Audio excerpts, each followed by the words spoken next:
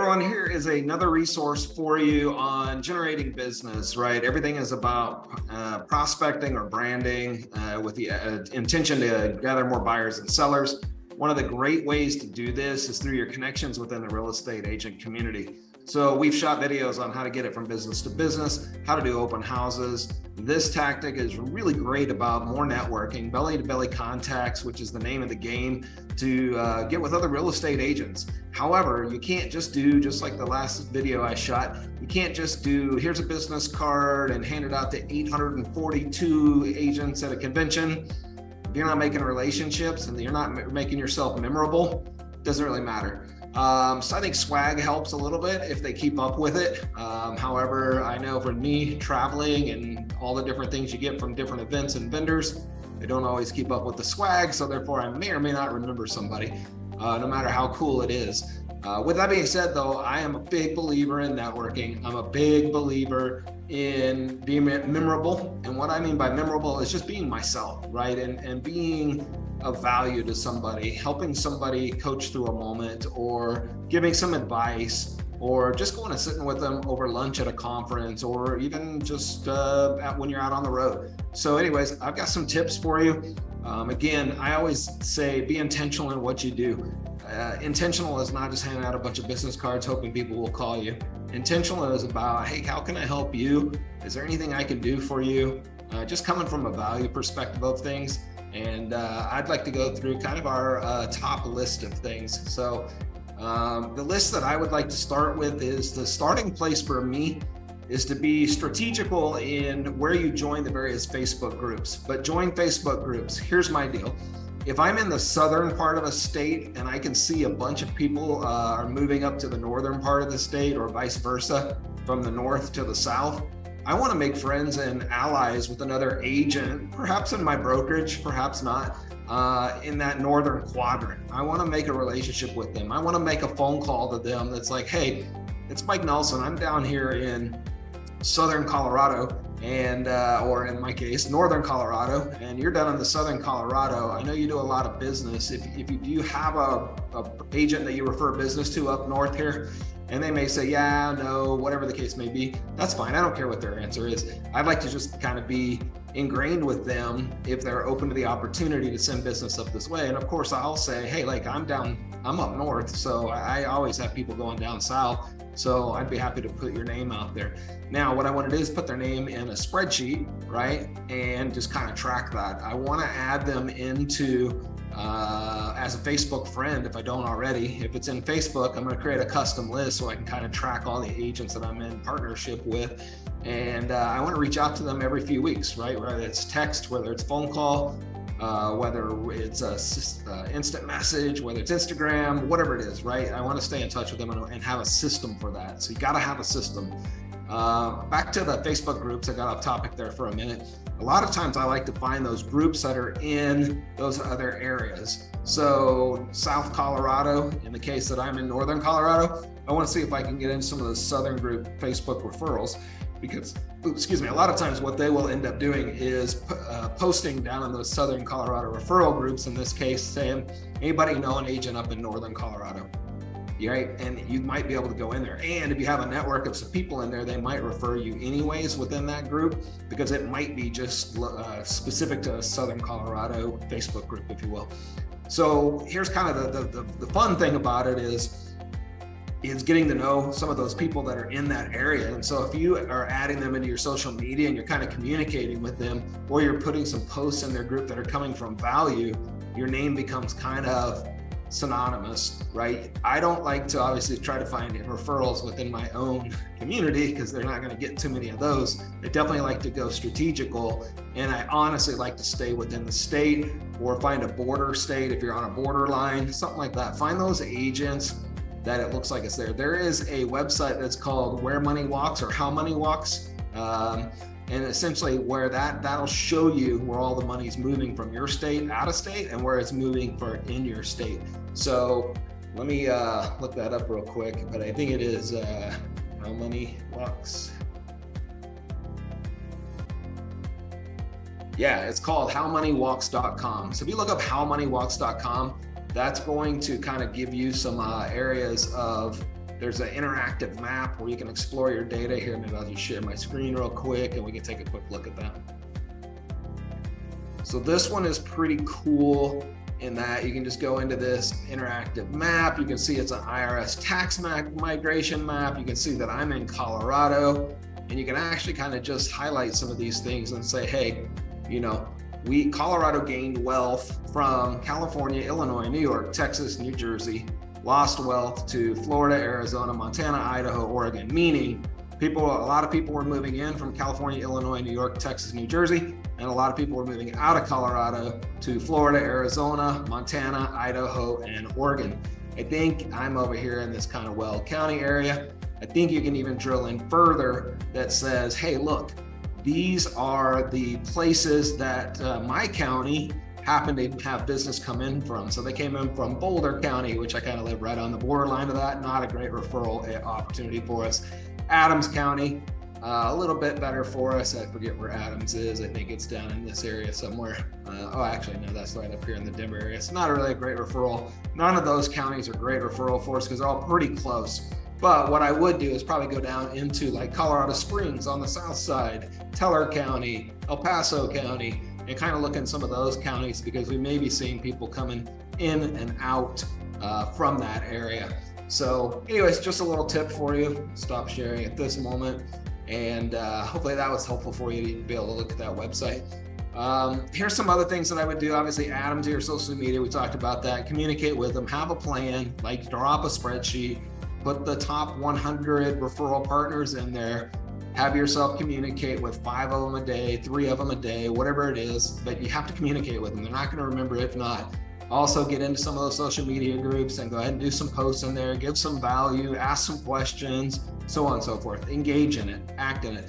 I'm not a big fan of like the big massive ones because Facebook groups where you're in the real estate mastermind groups or you're in the different ones that are out there that are massive. I'm just not into those because those big referral sites is dog eat dog and they got fan clubs, all that stuff. I personally am lazy. I don't like to fight all of the 800 people. You've seen it. Somebody posts in a massive nationwide referral group, I'm looking for somebody for Denver, Colorado. And within 10 minutes, there's already like 100 posts in there. Like that to me is not worth it. That's just my take on it. However, if you do play that game, I do know the best way to make that happen is to pick up the phone and call them. I don't care if they say don't call me or any of that stuff, and you might get nixed if you call and they say don't call, whatever.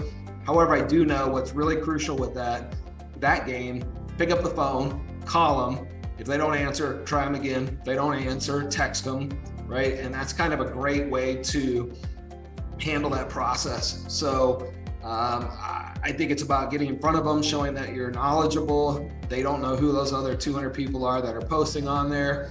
Personally, I think they're kind of a little crazy going to those main referral groups unless they're just doing it for the sake of their name, because most good agents, in my opinion, should have referrals in most big metropolises. And if they're in a smaller town, then they should be able to reach out to some of those big metropolis agents that they have relationships with and say, hey, who is a good person in this little city over here? Things like that.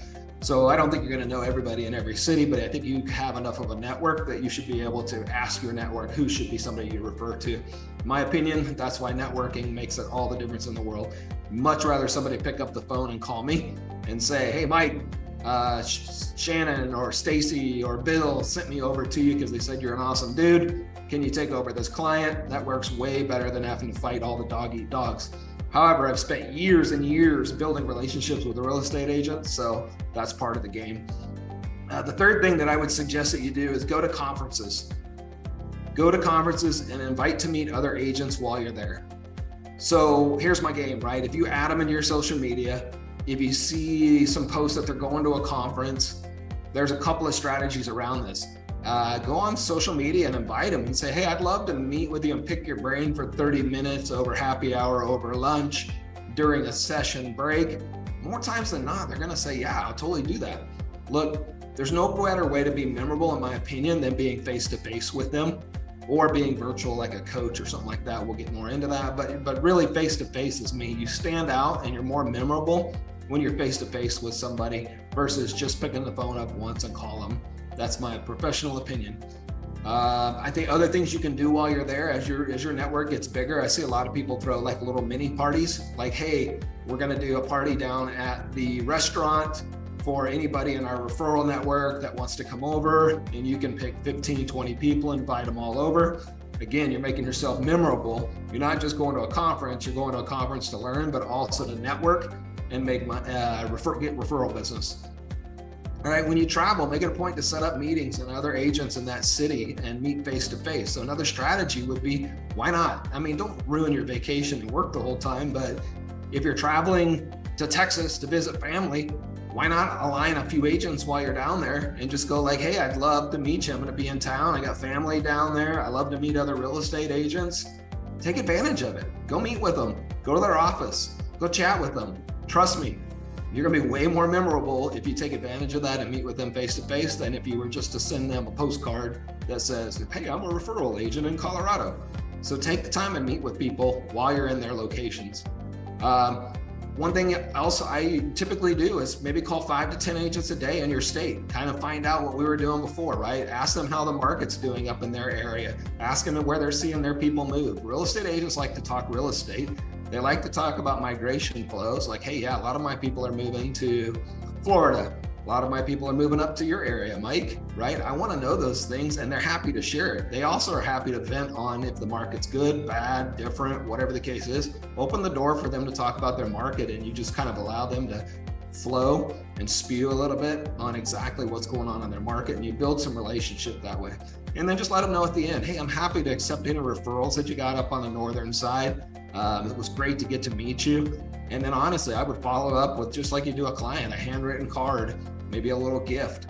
Put them in your CRM, just like you would a buyer or seller, and follow up with them in like a month. What happens with most agents is just like farming, is they do it once, or it's like open houses and they write the name down, they call them once, or it's like an internet lead and they call them once, right? It's top of mind doesn't happen with one phone call, with one meeting. It happens with multiple calls. The sixth thing that I would do is volunteer at your company. So if they're doing an event, go volunteer to be where the people are. Like whether you're gonna be an usher or a greeter or, I don't know, whatever your company may or may not have. I know we got some local small ones that don't run many big conferences. We got some people at big conferences. But my point is, put something together if you're at a smaller company and just do something, right? Like do something as a local community within of real estate agents, right? Maybe that doesn't quite hit the point of getting referrals nationwide or statewide, but I think for me, the big thing is to volunteer at my company where I have some larger exposure. More people get to see my name, more people get to see that I'm from Colorado, things like that. Now, I'm not going in saying I want referral business, but because I'm being seen on different volunteer opportunities, people kind of recognize my name a little bit more, and then they naturally will start associating me with Colorado and real estate.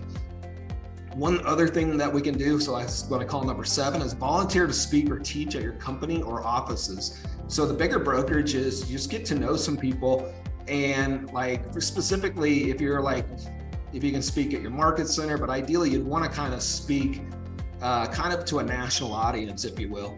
So you can do it by state, you can do it by the nation. But again, I can't speak to every brokerage, but most brokerages are large enough that they should hopefully cover most of the state unless they're just a boutique brokerage. And that's where I get a lot of exposure too, right? Is let me go speak to some people, because now you can kind of put your intelligence out there. You're not really asking for referral business, but if you're a good speaker or you teach a good content, they'll remember your name and remember that you're from Colorado or wherever you're from. And number 8, go to another area in the state and run a mastermind, and then finish it up with a happy hour or event. So again, I talk about I'm in Northern Colorado. I've gone down to Colorado Springs and ran a mastermind just to pass knowledge and transfer information and collaborate. There was no recruiting, there was no anything. It was just me going down there, getting to meet some agents, and we would meet for an hour or two. And then I would say, cool, let's go to Top Golf, or let's go have dinner together, or let's go have happy hour, whatever the case may be. Didn't cost me anything. Nobody expected me to pay for any of it. Go down there and mingle with people and get to know people. I think real estate agents and getting to know the right ones, sometimes the wrong ones, are really important to know, especially as you're referring business and vice versa. The 9th thing that I could think of is become a coach. So if you become a coach, you naturally exhibit some expertise. Your name gets around.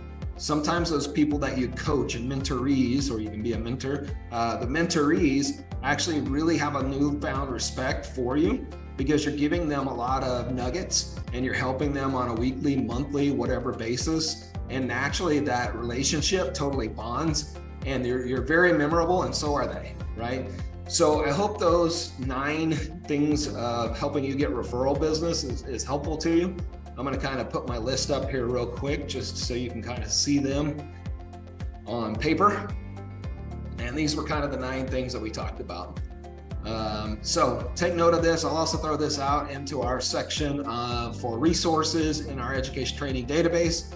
But these will be the 9 things that I could say. And there's probably more to that. People do some different things. There's creative ways to do it. These are just the 9 that I came up with. So I hope you find that helpful. And we'll see you on some future training videos. Thanks.